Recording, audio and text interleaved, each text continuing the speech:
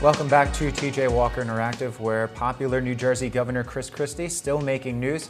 He was recently on the Today Show going so far as to say, I do not have a PAC, Political Action Committee, and I'm not running. Not running for what? Not running for president. So this is something that he's been trying to deny for a long time. The election's coming up in 2012. TJ Walker, if he does decide to run, will these comments come back to haunt him in any way? Well, no, because this happens to a lot of candidates, and you could point to so many politicians' careers, and at some point they said, I'm absolutely not running, not interested, and then boom, they see a poll, things change. Ultimately, voters don't really care. If there's some reason for them to vote for you, whether you didn't want to earlier, is not typically seen as a disadvantage. The image that keeps coming to mind when I see Chris Christie say, no, I'm not gonna run, I'm not gonna run, it's the old Gilligan's Island show when the skipper or the professor or someone was trying to talk Gilligan into something. It was always, you can't make me, you can't make me, and then 2 seconds later, there he is in the dress or whatever ridiculous thing it is they wanted him to do. Now, I'm not saying Chris Christie is going to change his mind.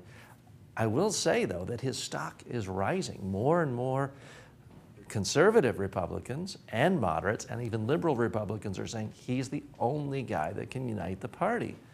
A lot of New Jersey moderates, plus Ann Coulter on the far right of the party. Now, it just does beg the question, if the polls show he could easily win the Republican nomination, will he be able to be as firm about not running? I have no reason to doubt his sincerity now, but at some point in politics, you have a magic window, and if you wait too long, it is completely over. Some say that happened to Mario Cuomo in '88, '92, decided not to run, it never came back. Now, you can run too soon. Things can happen too quickly.